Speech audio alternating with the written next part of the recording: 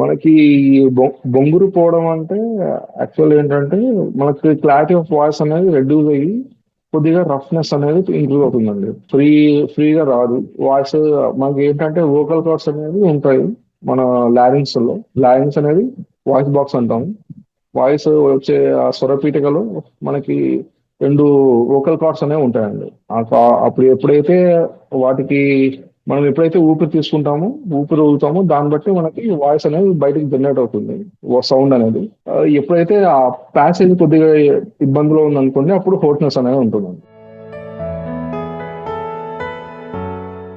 ఒంగోలు పోవడానికి కాజెస్ మనకి జనరల్ గా మోస్ట్ కామన్ గా చూస్తుంటాము అని అంటే, ఎవరైతే కొద్దిగా ఎక్కువ అరవడం అంటే ఆపరేషనల్ గా చూసుకుంటే టీచర్స్ కానీ, సింగర్స్ కానీ, తర్వాత మనకి నెక్స్ట్ కండక్టర్స్ బస్సులో ఎవరైతే ఎక్కువ వాయిస్ యూస్ చేస్తారు మార్కెట్ లో యూస్ చేస్తారో అటువంటి వాళ్ళలో మనకి జనరల్ గా క్యాజువల్ గా కనిపిస్తుంది.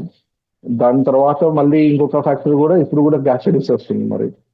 సో ఈ రెండు రీజన్స్ వల్ల మనకి ఎక్కువ పోషనెస్ అనేది ఉంటుంది. వేరే అయితే కొంచెం చాలా మంది స్మోకింగ్ చేయడము, ఆల్కహాల్ వాడడం వాళ్ళకి కొంతమంది క్యాన్సర్స్ కూడా ఉంటాయి. అటువంటి కండిషన్ లో కూడా మనకి హోర్స్నెస్ ఆఫ్ వాయిస్ అని ఉంటుంది. మెయిన్ గా మనకి టార్గెట్ ఏంటంటే అండి, హోర్స్నెస్ ఆఫ్ వాయిస్ అనేది ఎప్పుడైతే మనకి క్యాన్సర్ కాకుండా ఉంటో that is better to treat కదా. So early diagnosis best one. Symptoms main గా హోర్స్నెస్ ఆఫ్ వాయిస్ అంటే దాంట్లో మనకి గ్యాస్ట్రైటిస్ సిమ్టమ్స్ కూడా కనిపిస్తాయండి. అంటే ఫర్ సపోజ్ గొంతులో మంట, థ్రోట్ పెయిన్, డిస్ఫేజియా, మనకి ఊపిరి తీసుకునేటప్పుడు కొద్దిగా ఇబ్బందిగా అనిపించడము, ఇవన్నీ హోర్స్నెస్ ఆఫ్ వాయిస్ లో కూడా కొన్ని కొన్ని కండిషన్స్ లో ఉండే అవకాశం ఉంటుంది. మెయిన్ గా ఏంటి స్పెషలిస్ట్ వచ్చేసి మనకి డయాగ్నోసిస్ దీంట్లో యూజ్ చేసేది వీడియో లారింగోస్కోపీ అండి. ఆరు మామూలు లారింగోస్కోపీ అంటాము, లైట్ ఎక్స్పోజర్ మిర్రర్ లో చూసేది. ఇంకోటి వీడియో లారింగోస్కోపీ, లోపల మనం ఎట్లయితే ఎండోస్కోప్ పెట్టి చూస్తాం అనమాట. నెక్స్ట్ ఈ కండిషన్స్ లో వచ్చేసి స్ట్రోబోస్కోపీ అని అంటాము. ఇంకో అది కూడా ఎండోస్కోపీ లాగానే కొద్దిగా ఇంకా డీప్ గా వెళ్ళి చూడడానికి వీలవుతుంది. వోగల్ కార్డ్స్ పైన చిన్న చిన్న ఎడిమాస్ ఉన్నా కూడా చూడడానికి వీలవుతుంది. మనము రెగ్యులర్ గా యూస్ చేసేది అయితే వీడియో లారింగోస్కోపీ అండి. కొన్ని కండిషన్స్ లో మనం ఎంఆర్ఐ కూడా చేసే అవకాశం ఉంటుంది, MRI or CT scan. Recovery for suppose infections అనుకోండి, మనకి ఎప్పుడైతే జనరల్ కామన్ చెప్తాను, మనకి ఎప్పుడైతే జలుబు వచ్చిన తర్వాత గొంతు కూడా రాసుకోబోతుంది అంటారు కదా, దాన్ని కూడా ఓషనెస్ ఆఫ్ వాయిస్ అంటాము. కానీ అది అట్లాంటి ఇన్ఫెక్షన్ స్టేటస్ లో ఉన్నవి వెంటనే ఇన్ఫెక్షన్ తగ్గిపోతుంది జస్ట్ 1 month లో, 1 week లో. అండ్ నెక్స్ట్ వచ్చేసి ఇట్లా గ్యాస్ట్రైటిస్ ఇవన్నీ ట్రీట్మెంట్ చేయడానికి వచ్చేసి 2 months టైం పట్టొచ్చు. అలా కాకుండా మనకు పాలిప్స్ అని అంటాం, అదే నాడ్యూల్స్, పాలిప్స్, ఇవన్నీ ఎట్లా అంటే మనకి కణితలు అనమాట, వోకల్ కార్డ్స్ పైన ఫామ్ అవుతాయి.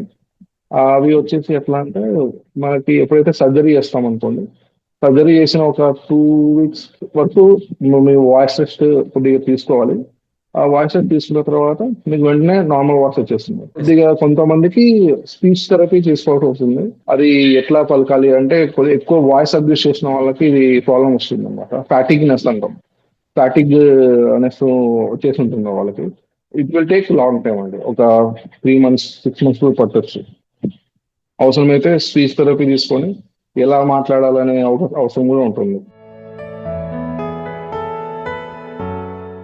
బొంగురు పోవడం అంటే మోస్ట్ కామన్ అంటే it's better to come with in 1 week, 1 week. Yeah, 1 week లోపల మీరు వచ్చి రాగలిగితే అది ఎలాగో మనకు వెంటనే తెలుస్తుంది. ఫర్ సపోజ్ ఇన్ఫెక్షన్ అయినా ఏదైనా కూడా మనం ట్రీట్ చేసుకొని చూసుకోవచ్చు. ట్రీట్మెంట్ మెయిన్ గా ఫర్ సపోజ్ కణితలు అనుకోండి, అంటే మనకి పాలిప్స్, నాడ్యూల్స్, లేకపోతే సపోజ్ క్యాన్సర్ అయినా అనుకోండి, ఏదైనా దీనికంతా ఒకటి మైక్రో లాంగ్వేజ్ సర్జరీ అని అంటాము.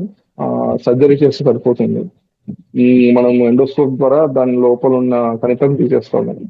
తీసిన ఒక 2-3 weeks కి మీకు సెట్ అయిపోతుంది మొత్తం వాయిస్ వచ్చేస్తే.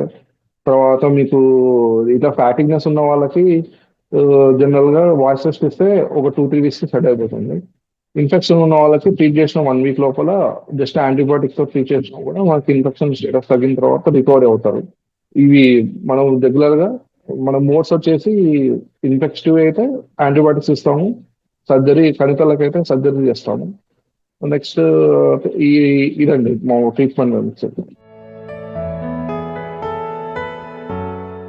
హోమ్ రెమెడీస్ అంటూ ఏం లేదు. యాక్చువల్లీ గుడ్ అంటే ఫర్ సపోజ్ కొద్దిగా మీకు బొంగురు పోయింది వాయిస్, సో గార్గ్లింగ్ చేయొచ్చు. లూక్ వామ్ వాటర్ అంటే గోరువెచ్చని నీళ్ళల్లో కొద్దిగా ఉప్పేసుకొని బాగా గార్గ్లింగ్ చేసినా కూడా ఈ బెటర్ వాయిస్ అనేది వస్తుంది. ఎక్కువ వాయిస్ రెస్ట్ అనేది మోస్ట్ ఇంపార్టెంట్.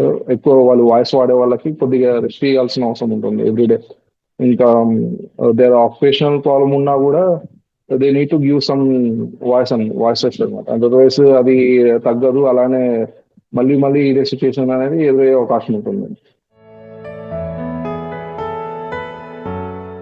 ప్రివెన్షన్ కూడా సేమ్, మనం ఎప్పుడైతే వాయిస్ అబ్యూస్ చేయకుండా ఉండగలిగి మాట్లాడగలిగి ఉంటే that is best thing to do.